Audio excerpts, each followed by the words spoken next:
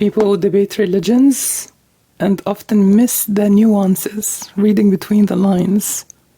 What is this religion really teaching?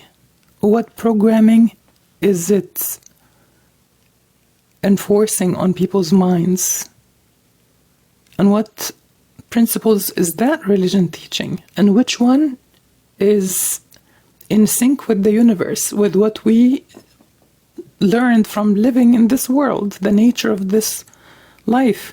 The nature of this life is you're held accountable for what you do. You eat that extra cheesecake, you're getting fat. Your loved ones are not the ones that are gonna sacrifice. They're gonna get fat on your behalf for you to just eat all the cheesecake that you want, as long as you believe that they're the ones gonna get fat on your behalf. Like, no, that's not how world works. You do the hard work, you get the reward. You do something wrong, you're held accountable. You, not someone else. You see? This universe is telling you which religion to follow. I just hope you're listening.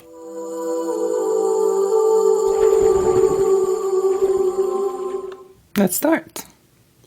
Before I start, for those who are new here, who did for some reason did not go and start watching from the first episode, fine. You must wonder what I'm reading. So I'm reading the book Tafsir al-Sha'rawi by one of the most renowned Muslim scholars, Imam al-Dua, or the leader of Dua, propagators of Islam, Sheikh Muhammad Mutawalli Sha'rawi, of Egypt. And I'm very proud to say that me, as an Egyptian Syrian, I grew up watching his lectures on TV,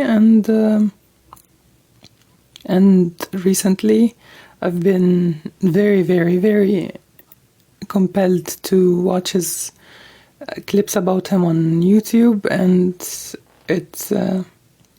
it inspired me to present to you, instead of what I've been doing for the past year on TikTok, which is just me reading the Holy Qur'an and the Bible and Sahih al-Bukhari and The Choice by Ahmed Didat, and reflecting on these 4 books for a year now. I decided this is more needed, this is more essential and more important. So let's focus on the Holy Qur'an. And in case you're reading the book with me, this is page 35 of volume 1. He wrote to reflect on the Holy Qur'an, he wrote 30 books. This is the first one, and we're at page 35, and page 41 is the beginning of Al-Fatiha, or the actual start of the Holy Qur'an. So this is the introduction. Now that you're kind of caught up, I hope you enjoy. If you have any questions, I'm going to take mini breaks every now and then to check on you and see if you need anything. Please keep the questions relating to what we're discussing, to keep everything focused. And let's start. Bismillahirrahmanirrahim. وقد أصر الشيطان على غواية الإنسان. And Satan has definitely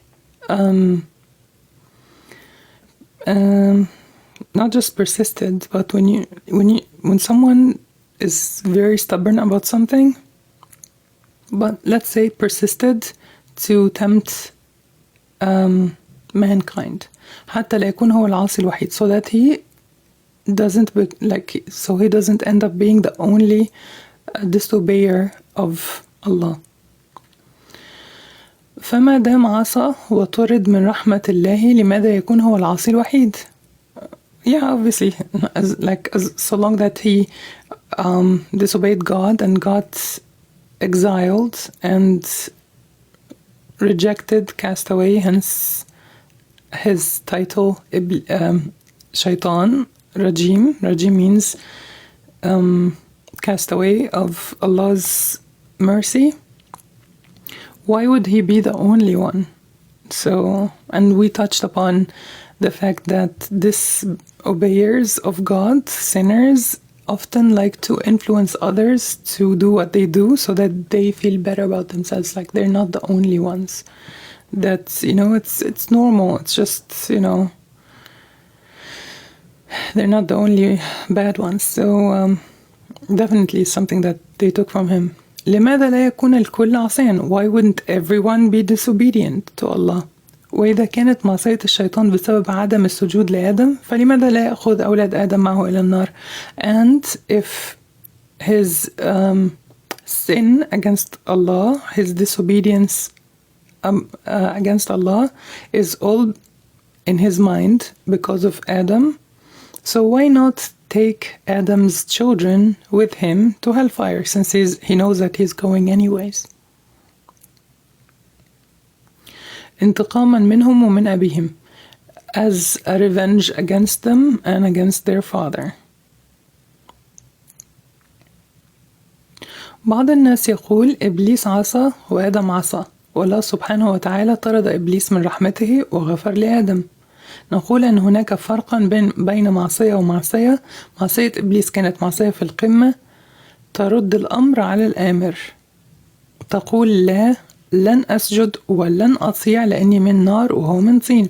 Some people might ask, and I'm sure they did, okay, this is unfair because Adam sinned just like Satan sinned. So how come one becomes cursed for eternity and has no chance at mercy and ends in hellfire forever, and the other gets forgiven?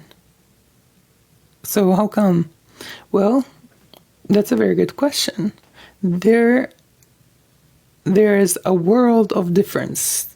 It's not even close to the sin of each of them. One of them not only disobeyed, but returned the command to sender. You know, when someone sends you a letter or a package and you reject it, you don't want to accept it, so you return it to sender. That's what Satan did. Not just that he said, I'm not going to bow to him. Like I said in the last episode, for example, he could have said, I'm sorry, God, I'm having a moment. This is difficult for me. I can't bow down to Adam right now. Please forgive me. I know this is wrong, but I just can't get myself to do it right now. And I'm sorry, and I ask for your forgiveness. Compare that to, I'm not going to bow for Adam. You should not have asked me to bow down for Adam.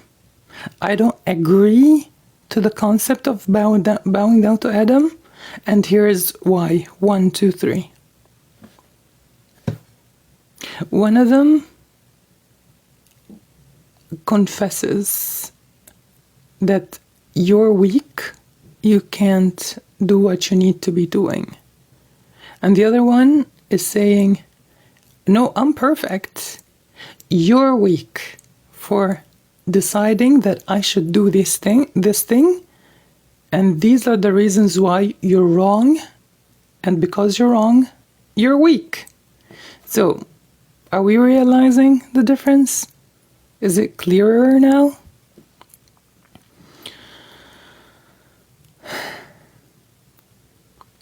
تقول لا، لن أسجد ولن أطيع لأني من نار وهو من طين، فكان رد الأمر على الآمر. He said, no, I'm not going to bow down. You made him from clay and you made me from fire. So, of course, I'm not going to bow down. So he sent the order back to Allah. Nope. I reject. Not only I'm not going to do it, but I reject what you asked me to do.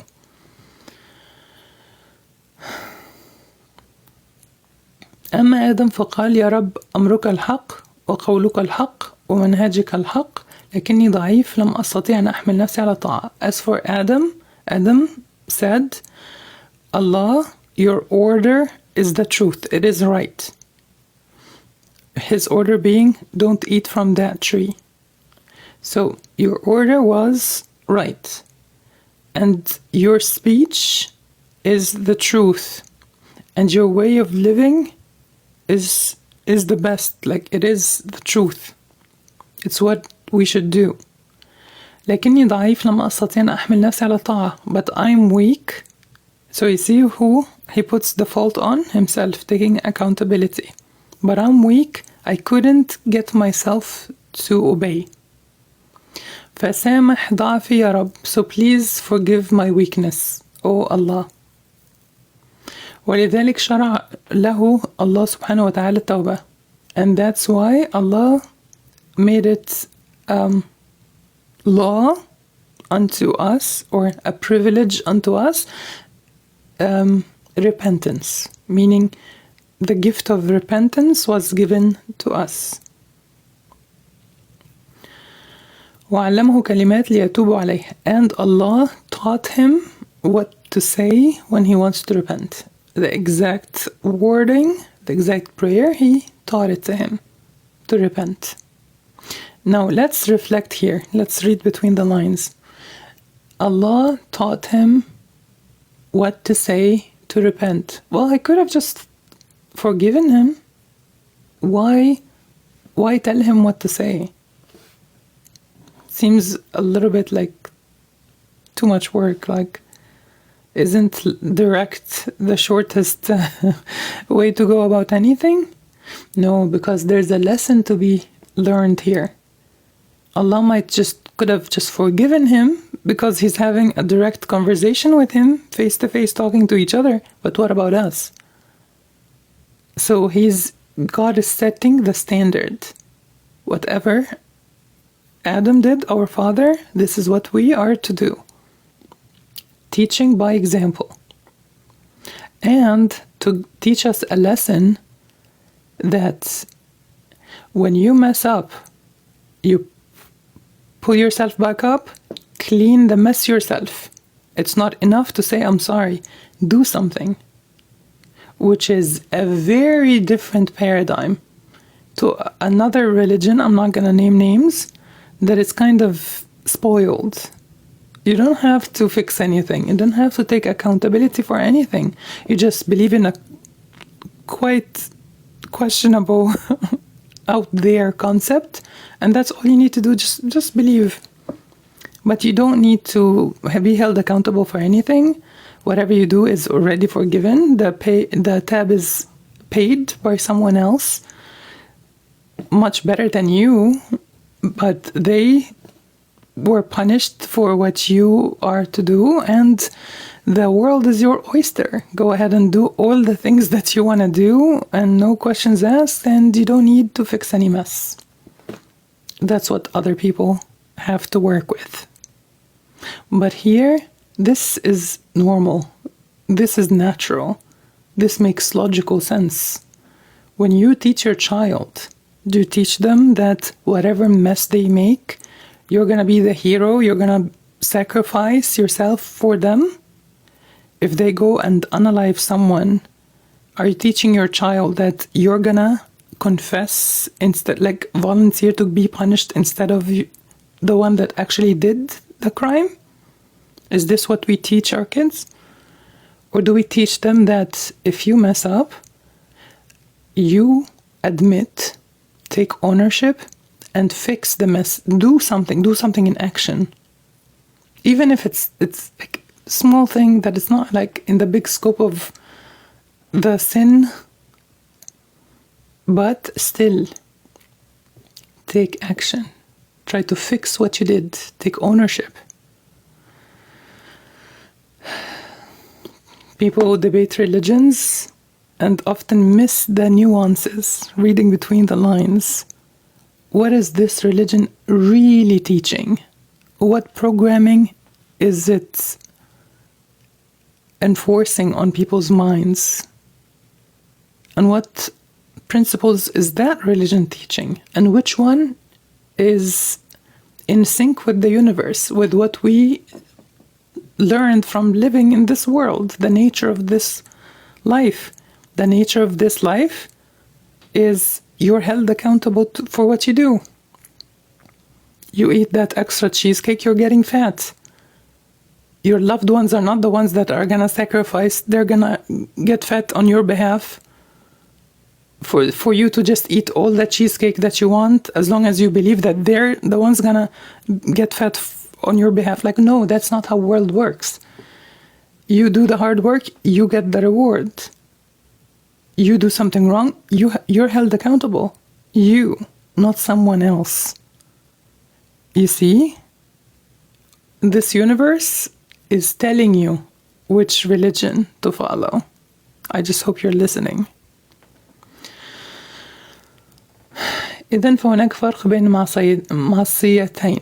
معصية تقول لن أطيع لأني خير منه، ومعصية يعترف فيها العبد بالخطأ والضعف ويتجه إلى الله طالبا التوبة والغفران.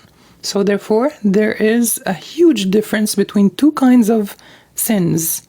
A sin that you are defiant.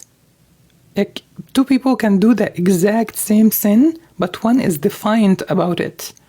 Two people can be, for example, two Muslims can be, not praying. Not praying.